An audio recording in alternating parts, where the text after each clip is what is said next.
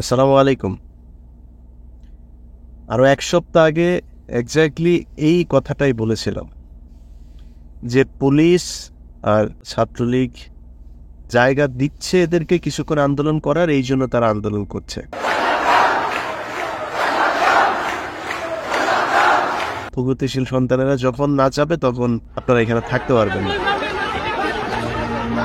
আমার চাইতে ঢাকা বিশ্ববিদ্যালয়ের পরিস্থিতি আপনি অনেক বেশি জানেন। যারা আন্দোলন করছেন তাদেরকে বলছি, অনেক বেশি জানেন।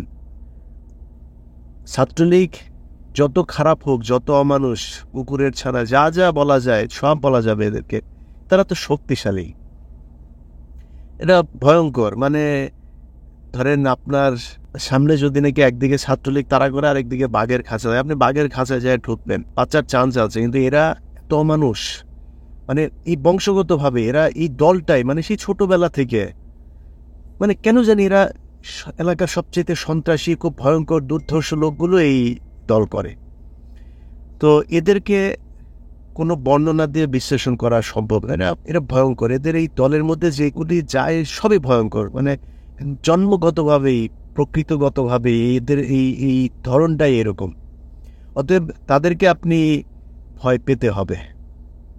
আপনাকে বুঝতে হবে এর আগে নুরুল হক, নুরু সহ তাদের যে আন্দোলন হয়েছিল সেখানেও তারা কি কি করেছিল, এটা বুঝে তারপর আপনাদের নামা উচিত ছিল। জামায়াতে ইসলাম, বিএনপি, তাদের মতো বিশাল বিশাল রাজনৈতিক শক্তি এদের বিরুদ্ধে যায় দাঁড়াইতে পারে না রাস্তার মধ্যে। হেফাজতের বলা হয় 10 লাখ, ওই দিন অন্তত 20-25 লাখ মানুষ পুরো ঢাকা শহরতলিগুলো মিলায় ছিল। সেই মানুষকে দাঁড়াইতে দেওয়া হয় নাই। কত ম্যাসিভ কিলিং এখানে বইল, তারা কিচ্ছু মনে করে নাই। কিন্তু আপনারা মনে করছেন যে আপনাদেরকে এখানে দাঁড়াইতে দিবে, আপনারা আন্দোলন করছেন। কিছু মানুষ তো আপনাদেরকে মানে অবজ্ঞা করে কথা বলার কিছু নেই, অবশ্যই সাহসী, আপনারা ভালোর জন্যই হয়তো গিয়েছেন। কিন্তু আপনাদের ভেতরেই হয়তো একটা গ্রুপ এই সরকারের সাথে আঁতাত করেছে, করে আপনাদেরকে ফুসলিয়ে ফাসলিয়ে তারপরে এইভাবে বসিয়েছে। আপনি তো ঢাকা বিশ্ববিদ্যালয়ের মেধাবী স্টুডেন্ট না? আপনারা মেধাবী দাবি করা লোকগুলোই এখানেই করছেন, সো আপনারা সার্টিফাইড মেধাবী। তো স্বঘোষিত এই মেধাবী লোকগুলোর এইটুক মেধা নাই যে প্যাদানিটা যে আপনাদেরকে দিবে। কালকে যে প্যাদানি খেয়েছেন, এখন এটা নিয়ে কি সমবেদনা জানাবো, করুণা জানাবো, কি জানাবো বলেন? আপনি কি ডিজার্ভ করেন? এখনো সময় আছে। কান ধইরা উঠবস করে জামাত ইসলামের যে লোকগুলো মারা গিয়েছে না, ওদের পরিবারের কাছে যায়, যান গিয়া কান ধইরা উঠবস করে যতক্ষণ মাপ না করে মাপ চান। এই জাতির প্রতিটা মানুষকে সেখানে গিয়ে মাপ চাইতে হবে। মূল সমস্যা এই গোটা টোটা এইসব না। আমি সেদিন বলেছিলাম যে বাংলাদেশের মূল সমস্যা আওয়ামী লীগ। আওয়ামী লীগ মূল সমস্যা, যে সেটা আজকে প্রমাণ পেয়েছেন তো, তাই না? এই যে পিটানিটা খেলেন, বুঝলেন না? আপনাদেরকে কিন্তু অন্য কেউ সরায় দেয় নাই। এই আওয়ামী লীগেরই অবৈধ পয়দাগুলো আপনাদেরকে এখান থেকে সরালো, তাই না? অন্য কেউ তো আপনাদের এখানে বাধা দেয়নি। সারা বছর পরে থাকলেও কিছুই হইতো না। পুলিশ এসেও এত মানে অমানবিক হইতে পারতো না যতটাই এগুলো আপনাদের উপরে হলো। দেখলাম তো, খুব খারাপ লেগেছে এগুলো দেখে। কিন্তু মানে সরি, খুবই দুঃখিত আপনাদের কাছে যে আপনাদের পক্ষে খুব বেশি মানে আবেগ দেখাইতে পারলাম। কারণ এই আন্দোলন বহুদিন ধরে দেখছি, আন্দোলন করতে হইলে ভাই আন্দোলনের মতো করতে হবে। এই দেশে এই আজকে আওয়ামী লীগের যে চরিত্র, এর চাইতে আরও ভয়ঙ্কর অবস্থা ছিল আপনার 72 থেকে 75। এই শেখ মুজিবের 2 ছেলে, শেখ মুজিবের ভাগ্নে, তোফায়েল বাহিনী টাইনি, ডাল বাহিনী, নীল বাহিনী, এগুলো রক্ষী বাহিনী টাইনি নিয়ে বাংলাদেশে যে মানে অকথ্য অবর্ণনীয় নির্যাতন মানুষের উপরে করেছে, আমরা বললে আপনাদের কাছে মনে একটু বোধহয় বেশি বাড়ায়। ভাই আমার কথা শোনার দরকার নাই তো, আপনি পড়েন না, আপনি বইগুলো পড়েন, ওই সময়ের পরিস্থিতি নিয়ে কয়েকটা বই পড়েন। ইভেন আজকে যারা আওয়ামী লীগ করে তাদের বইয়ের ভেতরেও আপনি দেখবেন কি অবস্থা। এই শাহরিয়ার কবিরেরও বই আছে, দেখেন সেখানে তারা শেখ মুজিব, তার পরিবার, তার রাজনৈতিক অবস্থা সেই সময় কি বলেছে, এটা একটু দেখেন। তো তাদের সাথে আপনাকে ফাইট করতে হলে কী করতে হবে? আপনাকে জাসদ হইতে হবে। জাসদ কি করেছিল? জাসদ, ওরা এই যে কালকের ছবির ভেতরে দেখেছেন, পিস্তল, তারপরে দেশীয় অস্ত্র শস্ত্র এগুলো নিয়ে তারপরে হামলা করেছে। এখন আপনি খালি হাতে কলম নিয়ে তারপর ওদের সাথে যুদ্ধ করবেন? ভাই আপনাকে ভালোবাসে, আপনাদেরকে ভালোবাসে, আপনারা যারা আন্দোলন করেছেন আপনাদের প্রতি সম্মান আছে, কিন্তু আমি চাই না আপনি মার খান। মার এই দেশের এই জামায়াত, শিবির, বিএনপি অনেক খেয়েছে, আর না। পারলে যান ওইভাবে, না পারলে যাওয়ার দরকার নাই। কিন্তু আমার কথাটা হচ্ছে যে আপনি কেন যাবেন সেটা আগে পরিষ্কার হইতে হবে। আজকে ঢাকা বিশ্ববিদ্যালয়ের যে সমস্যা, এই ঢাকা বিশ্ববিদ্যালয়ের সমস্যার মূল কারণ ছাত্রলীগ। আজকে আপনার এলাকায় একটা মসজিদের ভেতরে একজন ইমাম সাহেব সুন্দর করে কোরআনের ব্যাখ্যা করতে পারে না। সেটার কারণ কি? সেটার কারণ ওই মসজিদের সভাপতি হচ্ছে আওয়ামী লীগ। সে আপনাকে সব কথা বলতে দেবে না।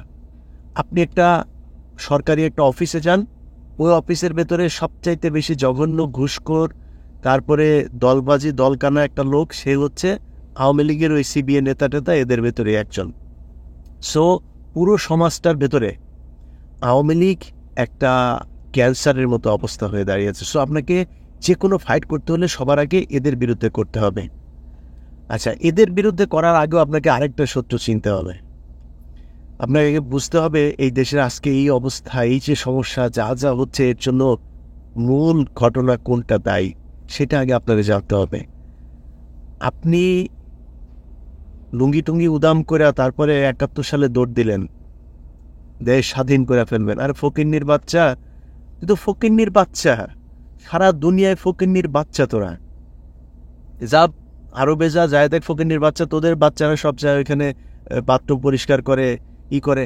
আর এটা আমরা দেখতেও অসুন্দর, আমরা দেখতেও কুশ্রী বিশ্রী, আমাদের দুনিয়ার ভেতরে জ্ঞান বুদ্ধি সব কিছুই বেশি। আমাদের আছে কি জানিস, আমাদের আছে খালি একটা আবেগ। কেউ একটা কিছু বলে দৌড়ায় চলে যায়। এই যে ব্যারিস্টার সুমনের পিছনে দেয়, আরে বাবারে বাবা, মানুষ যেখানে যায় সেখানে কুত্তার পালের মতো পিছনে পিছনে ঘুরে। বাবারে আপনারা বুঝতে হবে আগে যে ওই তো ভোট চোরদের দোষর, ও ভোট চুরি করে ও যে নির্বাচনে পাশ করছে, ওকে নির্বাচনে পাশ করার মতো লোক, ওরে নির্বাচনে পাশ করানো হয়েছে। মানে আমি বলছি না যে ওর চাইতে আওয়ামী লীগে যে দাঁড়িয়েছিল সে বেশি মানে আপনার জনপ্রিয়, সেটা বলছি না। দুই চোরের মধ্যে হইতে পারে ব্যারিস্টার সুমনি হয়তো পাশ করতো সুষ্ঠু ভোট হইলে, যেহেতু বিএনপি জামাত কেউ নাই। কিন্তু এই যে ভোটটা যে হইল, এই ভোটের ভেতরে মানে শেখ হাসিনা যা চেয়েছে, যেখানে যে নির্বাচিত হবে সেই নির্বাচিত হয়ে এসছে। সো ব্যারিস্টার সুমনকে চেয়েছে তাই সে নির্বাচিত হয়ে এসে, সে তো ভোট করে তারপর নির্বাচিত হয়নি। একটা ভোট চোর আপনাদেরকে নীতি বাক্য শোনায়। আরে ওই যে দিকে আছে ফায়াজ করিম, এই চোরের বাচ্চা চোর, আরেকটা কি নীতিবাক্য, সে বিভিন্ন জায়গায় পানির বোতলে এই সেই টান টান করে। আবার তোর বাপ চুরি করে বাংলাদেশের মানুষের পকেটে টাকা, তুই আবার দান করতে আসে। এই যে আবেদ আলীর ছেলেও কয়েকদিন আগে দেখেছেন যে সে কি নীতিবাক্য তারা আপনার সোশ্যাল মিডিয়াতে মানে মানুষকে মোটিভেট করে। তো এগুলো আপনাকে বুঝতে হবে। হ্যাঁ, তো আপনি তাদের কথাই শুনে তারপরে দৌড় দিলেন, কুত্তার বালের মতো দৌড় দিলেন, আপনি স্বাধীন হয়ে যাবেন। কোত্থেকে স্বাধীন হবেন? কার ভেতরে আছেন? কোথায়? কার্পেটের ভেতরে আছেন আপনি স্বাধীন হয়ে যাবেন। যেই কথা জামায়াতে ইসলাম আজ থেকে 50, 54, 55 বছর আগে, 60 বছর আগে বুঝেছিল, সেটা আপনি আজকে বুঝতে পারছেন। কিন্তু বুঝতে পারার পরেও খুব ভালো লেগেছে এই যে সবশেষ যেটা হলো,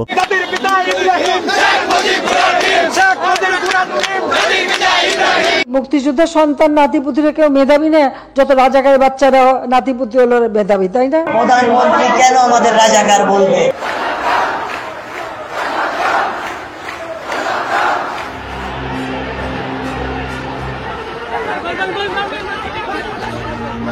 ছাত্রলীগের নেতা কর্মীদের হকি স্টিক দিয়ে বাইরে দেখতে পাচ্ছেন, আমার পা সম্ভবত এটা ভেঙে গেছে, মাথা ইট লাগে। আমি রাজাকার, এই যে এইগুলো হলো গর্বিত একজন, মানে খুব ভালো লাগে যে যদি মানে জীবনে যদি ধরেন সুযোগ পাইতাম ওই সময়টাতে, যদি আল্লাহ জন্ম দিত, অবশ্যই গর্বিত একজন রাজাকার হইতাম। আল্লাহ সেই সুযোগটা দেয় নাই, তাই পারিনি, খুব আফসোস করি। আপনি যান, আপনার এলাকায় যায় খোঁজ নেন, যাদেরকে আমরা তথাকথিত রাজাকার বলে থাকি, খোঁজ নিয়ে দেখেন গোলাম আজমের সন্তান ছেলে মেয়েরা কোথায় আছে, যায় দেখেন। গোলাম আজমের চরিত্র সম্পর্কে যায় শোনেন, মীর কাসেম আলীর চরিত্র মেধা সম্পর্কে যায় শোনেন।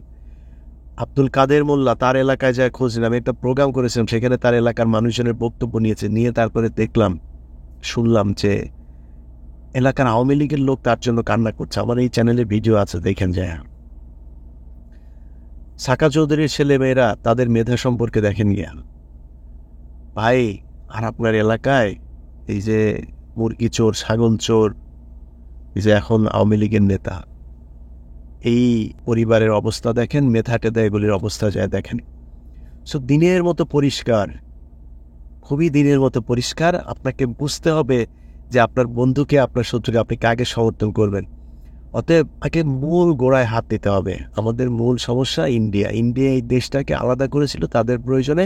সো সেই জায়গায় আগে আপনার আন্দোলন হইতে হবে ভারতের বিরুদ্ধে, তারপরে আওয়ামী লীগের বিরুদ্ধে।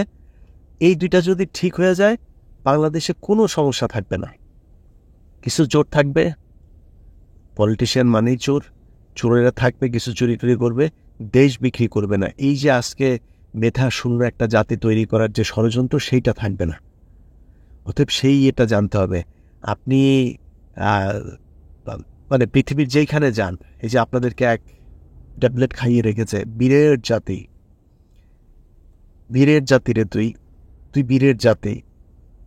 তো সারা দেশের মধ্যে তোর পয়দা হয় খালি ওই গার্মেন্টসের কাপড়, সেই গার্মেন্টসের সুই সুতা যা যা আছে, বুতাম টুতাম সব নিয়ে দিয়ে আসে বিদেশ থেকে। তোদের গ্রামের এই যে ফকিন্নির বাচ্চাগুলো আছে, ফকিন্নির বাচ্চাগুলারে নিয়ে তারপরে নিয়ে ওইখানে কাজ করায়। মানে আমি তাদেরকে ছোট করে দেখছি না, কিন্তু ফকিন্নির বাচ্চা হিসাবেই তাদেরকে ট্রিট করা হয়। একটা গার্মেন্টসের আমাদের যে মা বোনেরা কাজ করে, কত কষ্ট করে সেখানে কাজ করে যায় দেখেন। একদিন মানে মাসে একবার গরুর মাংস খাইতে পারে না, একটা ডিম খাইতে পারে না, শরীরের রক্ত পানি করে তারপরে এটা করে। এইটা দিয়ে কিছু রেমিটেন্স পায়। আর ওই যে আরবে যায় বাথরুম টাথরুম পরিষ্কার করে, মসজিদ টসজিদের বাথরুম এগুলি পরিষ্কার টরিষ্কার, রাস্তা ঝাড়ু টাড়ু দিয়ে কিছু টাকা পাঠায়। এই টাকা দিয়ে দেশটা চলে। এই ছাড়া এই দেশের মধ্যে আর কোনো কিচ্ছু নাই। অতএব এই যে যারা বীরের জাতিটাতে, আর ওই যেগুলি বীরের জাতি বেশি করে বলতে সব ছাগল চোর, ও আওয়ামী লীগ যেগুলি করে, এতে এলাকায় চুরি বাটপারি ধান্দাবাজি মাদক ব্যবসা যা যা আছে সব কিছুর জন্য তারা দায়ী। সো আপনাকে যুদ্ধটা করতে হবে ওই জায়গায়। এবং সেই যুদ্ধ করতে হলে কী করতে হবে? সেই যুদ্ধ করতে হলে আপনাকে ওর মতো শক্তি অর্জন করা লাগবে। ও যে অস্ত্র নিয়ে যুদ্ধ করে, আপনাকে সেই অস্ত্র নিয়ে মাঠে নামতে হবে। আমি ভাই খুবই মানে অপারগ একজন মানুষ। আমি আমার দুর্বলতা স্বীকার করেই বলছি যে আমি পারি নাই, আমি আপনাদের সাথে ওই মাঠে যাই করতে পারি নাই। আওয়ামী লীগ আসলে তো শক্তিশালী, ভীষণ রকমের শক্তিশালী। ছাত্রলীগকে ভয় পাই, সত্যিই ভয় পাই। যুবলীগ, ছাত্রলীগ, আওয়ামী লীগ এরা বিশাল পাওয়ারফুল। এদের সামনে যায় যুদ্ধ করার ক্ষমতা আমার নাই। কিন্তু যেটুকু বলার এই গত 5-6 বছর ধরে বলেছি, এখনো বলছি, আপনারা যারা মাঠে থেকে যুদ্ধ করছেন, যাদের সেই সুযোগটা আছে, যারা করছেন, তাদেরকে বলবো ভাই আর মার খেয়েন না। এই যে ফেসবুকের ভেতরে আপনার ঢাকা বিশ্ববিদ্যালয়ে গ্যাঞ্জাম হয়েছে না, ঢাকা বিশ্ববিদ্যালয়ের হলে বসেও অনেক মানুষ আছে যে আহা উহু এরকম এই মানে কান্নাকাটি, মায়া কান্না, সোশ্যাল মিডিয়াতে মায়া কান্না দেখা। সারা বাংলাদেশে আজকে সকালে ঘুম থেকে উঠেই এই সোশ্যাল মিডিয়া দেখে আপনার মানে মাথা নষ্ট, কি অবস্থা। মানে সব জায়গায় এই একই অবস্থা, সবাই আরে ভাই যত মানুষের ফেসবুকের ওয়ালে এগুলো দেখলাম, অত মানুষ যদি ঢাকা বিশ্ববিদ্যালয়ে যায়, যদি ছাত্রলীগে ধরে, ওরে খুঁজে পাওয়া যাবে না।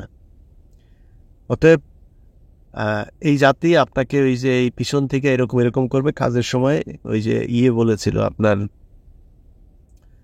সম্ভবত এটা শরৎচন্দ্র বা বঙ্কিমচন্দ্র বলেছিল যে ভীরু বাঙালি কার্যকালে ভাগিয়া যায়। অতএব এরা কার্যকালে আপনার আশপাশে থাকবে না, নপুংসক। আর এখানে এক দাদা আছে কুন্ডুদা এইটা খুব বলে বাঙালিরে, নপুংসক বলে, নপুংসক। এই নপুংসক জাতি দিয়া কোনোদিন কোনো কিছু হবে না। যারা যারা এখনো বাংলাদেশে বহু সাহসী মানুষ আছেন, যাদের ভেতরে সততা আছে, যাদের ভেতর দেশপ্রেম আছে, আসলটা বুঝতে পারছেন, আপনাদেরকে এক হইতে হবে। একটা মানে বিপ্লবে জেতার জন্য হাজার হাজার লক্ষ লক্ষ মানুষ দরকার হয় না। 20 জন, 25 জন, 100 জন, 500 জন, 1000 এনাফ। বেশি মানুষ দরকার। ঢাকা বিশ্ববিদ্যালয়ে ঠান্ডা বানানো 2-3টা ঘটনা ঘটাইলেই ঢাকা বিশ্ববিদ্যালয়ের ছাত্রলোক ঠান্ডা হয়ে যাবে। সেগুলি করতে হবে। এইসব করে এখন আর আমি মনে করি না কোনো লাভ আছে। ভালো থাকেন, আল্লাহ হাফেজ।